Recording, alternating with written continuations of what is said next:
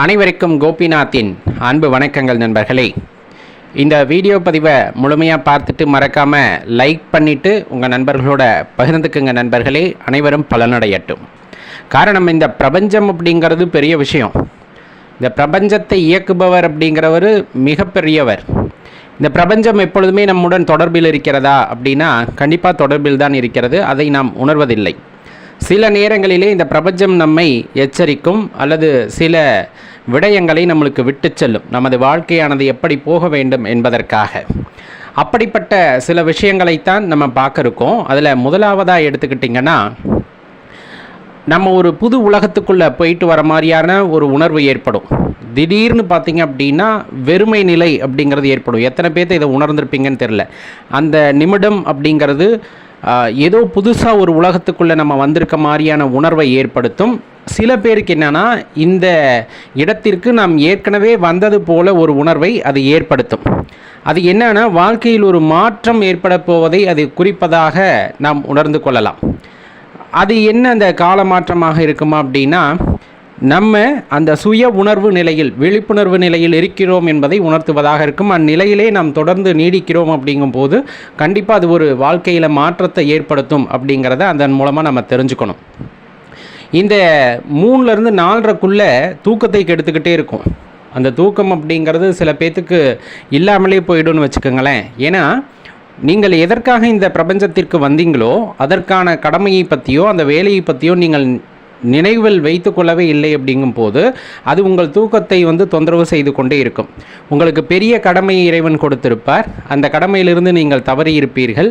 அதை ஞாபகப்படுத்துவதற்காக பல பேர் மூலமாக நமக்கு அதை ஞாபகப்படுத்தி இருக்கும். அதையும் நாம் சட்டை செய்யலை அப்படிங்கும்போது கண்டிப்பாக பிரபஞ்சம் அந்த தூக்கத்தை கெடுக்கும். அப்போ அந்த நேரத்தில் செய்ய வேண்டியது ஆழ்நிலை தியானத்திற்கு செல்லும் பொழுது நமக்குள்ள அந்த ஆனந்தம் அப்படிங்கிறது ஏற்படும். அதன் மூலமாக நம் என்ன கடமைக்காக வந்தோமோ அதை நாம் சில நேரங்களிலே உணர்ந்து கொள்வோம் அப்படிங்கிறத மறந்துடாதீங்க.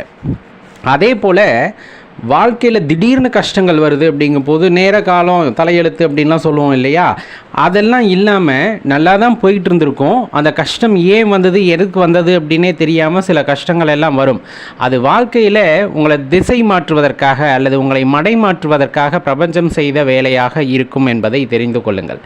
ஏன்னா வாழ்க்கையில் எப்போதுமே இன்பம் அப்படிங்கிறது இருந்து கொண்டே இருப்பதில்லை. அப்படிப்பட்ட நபர்கள் இந்த உலகத்திலே இருப்பதற்கான வாய்ப்பே இல்லை. இன்ப துன்பம் வந்து கொண்டே இருக்கும். எல்லாத்தையுமே ரொம்ப சாதாரணமாக எடுத்துக்கிறவங்களுக்கு வாழ்க்கைனா என்னன்னு புரிய வைக்கணும்னு பிரபஞ்சம் நினைத்து விட்டால் அது என்ன பண்ணும் அப்படின்னா திடீர்னு ஒரு கஷ்டத்தை கொடுக்கும். அந்த நேரத்தில் நம்ம பொறுமையாக யோசிக்கக்கூடிய ஆற்றலை பெற்றிருந்தோம் அப்படின்னா இந்த பிரபஞ்சம் என்ன நமக்கு உணர்த்த வருகிறது அப்படிங்கிறத தெரிஞ்சுக்கலாம். நிலையாமை அப்படிங்கிற ஒரு விஷயத்தை சில நேரங்களிலே பிரபஞ்சம் அப்படிங்கிறது அல்லது இயற்கை அப்படிங்கிறது நேரடியாக நம்ம கூட தொடர்பிலே இருக்கும். மரம், செடி, கொடிகள் இந்த மாதிரி நம்ம பேசுகிறது. அதே போல் இயற்கையில் இருக்கக்கூடிய மிருகங்கள் இருக்கிற அல்லவா, நம்மளுடன் இணங்கி பழகக்கூடிய மிருகங்களுடன் பழகும் போது அதன் மூலமாக சில விஷயங்கள் நமக்கு தெரிய வருவது, வாழ்க்கை பற்றின தத்துவங்கள், இந்த மாதிரி நிறைய விஷயங்கள் இருந்தாலும் இயற்கை சில நேரங்களிலே பார்த்தா நம்ம கூட இருக்க மனிதர்கள் மூலமாகவே சில விஷயங்களை நமக்கு புரிய வைக்க முற்படும். அந்த பிரபஞ்சம் தெளிவாகவே செய்யும். அது பார்த்திங்கன்னா குரு மூலமாக, அதே போல் ஞானிகள் மூலமாக சில விஷயங்களை, சில தாற்பயங்களை நம்மளுக்கு எடுத்து சொல்லும். அதை நாம் அவ்வாறே உள்வாங்கி கொண்டு அதன்படி பயணிக்கும் பொழுது கட்டாயமாக நமது வாழ்க்கையானது சிறப்பானதாக இருக்கும் அப்படிங்கிறத மறந்துடாதீங்க. அப்போ எந்த நேரத்தில் கஷ்டம் வந்தாலும் சரி அந்த நேரத்திலே சற்று அமைதியாக யோசிக்க வேண்டும். இப்போது நம்ம போகிற பாதை சரியா அப்படிங்கிறத யோசிக்கணும். அடிக்கடி தூக்கம் கெடுகிறது அப்படிங்கும் போது இயல்பான தூக்கத்தில் இருந்தவர்களுக்கு திடீர்னு அந்த தூக்கம் கெடுதுன்னா நம்ம வாழ்க்கையை பற்றின அந்த புரிதல் இல்லாமல் வாழ்ந்துக்கிட்டு இருக்கோம் அப்படிங்கிறத தெளிவாக தெரிஞ்சுக்கணும். அதே போல தான் இந்த இயற்கை நம்மை தொடர்பு கொள்வதற்கு நாம் தயார் நிலையிலே இருக்க வேண்டும். தயார் நிலைனா எப்போதும் விழிப்புணர்வு நிலையிலே இருக்க வேண்டும். அப்படி இருந்தால் இந்த வாழ்க்கையானது ஆனந்தமானதாக இருக்கும் அப்படிங்கிறத தெரிந்து கொள்ளுங்கள் நண்பர்களே. நிறைய பேர் இந்த பிரம்ம முகூர்த்தத்தை பற்றி சொல்லியிருப்பாங்க, அதனுடைய சிறப்புகளை பற்றி சொல்லியிருப்பாங்க. நாமும் அந்த பிரம்ம முகூர்த்தத்தில் எழுந்து வழிபாடுகளை செய்திருப்போம், விளக்குகளை ஏற்றியிருப்போம். ஆனால் எந்த மாற்றமும் வாழ்க்கையில் ஏற்படவில்லையே அப்படிங்கிற ஒரு எண்ணம் மனதில் இருந்தால் இந்த பதிவை கண்டிப்பாக பாருங்கள். கண்டிப்பாக உங்களுக்கு பலனுள்ளதாக இருக்கும். ஏன்னா பிரம்ம முகூர்த்தத்தில் எழுவது மட்டுமல்ல, அதில் சில விஷயங்களை நாம் கடைபிடித்தாக வேண்டும் அப்படிங்கிறனால தான் இந்த பதிவு. மறக்காம உங்கள் நண்பர்களோடையும் பகிர்ந்துக்குங்க. ரொம்ப உன்னிப்பாக சொல்ல போனோன்னா தொடர்ந்து ஒரு மண்டலமாவது குறைந்தது 48 நாளாவது அந்த பிரம்ம முகூர்த்தத்திலே எழ வேண்டும். இதில் பெண்களாக இருக்கிற பட்சத்தில் இப்போ ஒரு 30 நாள் 35 நாள் ஆகுது, மாத விளக்கு வருது.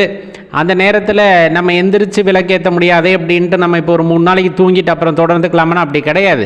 நீங்கள் அந்த 3 நாளும் அந்த நேரத்தில் எந்திரிக்கணும், மனதார இறைவனை தியானிக்க வேண்டும்.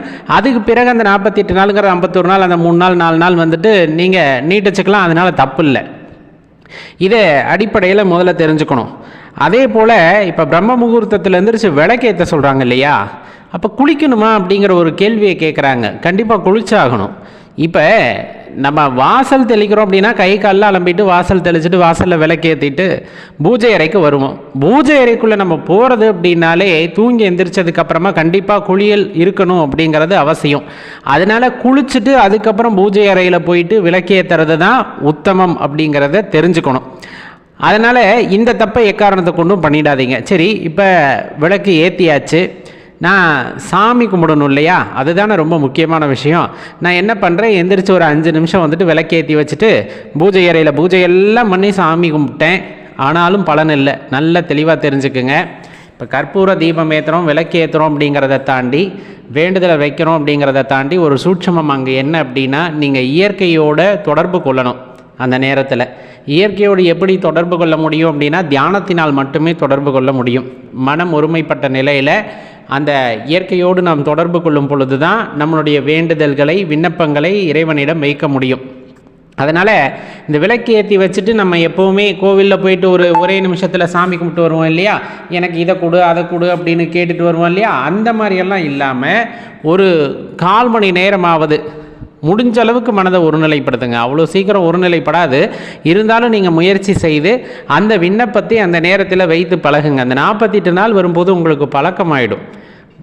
சரியான முறையிலே அந்த தியானம் வந்துட்டு கை கூடுவதற்கான வாய்ப்புகள் அதிகரிக்கும். அப்போ என்ன செய்யக்கூடாது, வெறுமனே கையெடுத்து சாமியை மட்டும் கும்பிட்டு வந்துடக்கூடாது, தியானிக்க வேண்டும். தியானத்திலே நாம் விண்ணப்பங்களை வைக்க வேண்டும் அப்படிங்கிறத தெரிஞ்சுக்கங்க. இதில் ஒரு விஷயம், இப்போ நம்ம பிரம்ம முகூர்த்தத்தில் எந்திரிச்சோம், சாமி கும்பிட்டோம், சொன்ன மாதிரி தியானமும் பண்ணிட்டோம், அப்புறம் போய் படுத்து கொஞ்சம் நேரம் தூங்கலாமா அப்படின்னு கேட்டால் கண்டிப்பாக தூங்கக்கூடாது. பிரம்ம முகூர்த்தத்தில் எந்திரிச்சு சாமி கும்பிட்டதுக்கப்புறமா நம்மளோட இயல்பான வேலையை வந்துட்டு ஆரம்பிச்சிடணும். அதுதான் ரொம்ப முக்கியம். வாழ்க்கையே மாறணும் அப்படின்ட்டு தான் நம்ம கேட்குறோம்.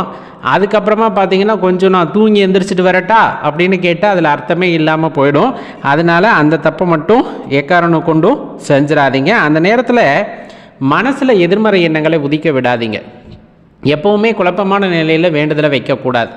எனக்கு இது சரியாக நடக்கும் அப்படின்னு நினச்சி நீங்கள் தியானிக்கும் பொழுது, விண்ணப்பத்தை வைக்கும் பொழுது கண்டிப்பாக இயற்கை, அந்த இறைவன் நமக்கு அதை கைகூடி வர செய்கின்றார். அது மாறா இது நடக்குமோ நடக்காதோன்னு விண்ணப்பம் வச்சா யாருக்குமே நடக்கிறது இல்லை. அதனால தான் நிறைய பேர் இந்த பிரம்ம முகூர்த்தத்தை பற்றி நம்ம சொன்னாலுமே கூட அதில் ஒன்றும் பலன் இல்லையே அப்படின்ட்டு அவங்க சில உதாரணங்களை வேற சொல்லுவாங்க. அந்த வேலை செய்கிறவங்களை நம்ம தவறாக சொல்லக்கூடாது, இருந்தாலும் சொல்லுவாங்க. பால்காரங்க 3:30 மணிக்கு எந்திரிச்சிடுறாங்க, பேப்பர் போடுறவங்க 3:30 மணிக்கு எந்திரிச்சிடுறாங்க, அவங்க வாழ்க்கை இன்னும் மாறலையே அப்படின்னு கேட்குறாங்க இல்லையா. அவங்க வாழ்க்கை அப்படிங்கிறது அவங்களுடைய பணியை சிறப்பாக செய்ய வேண்டும் என்று அந்த நேரத்தில் எழுந்து சிறப்பாக செய்கிறார்கள்.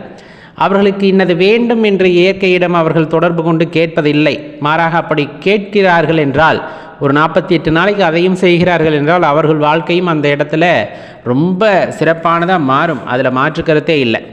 இப்போ இந்த சாமி கும்பிட்றோம், தியானம் செய்கிறோம் இல்லையா, இதுக்கு முன்னாடி குளிச்சுட்டு என்ன பண்ணுறது அப்படின்னா கொஞ்சமாக சாப்பிட்ருவாங்க.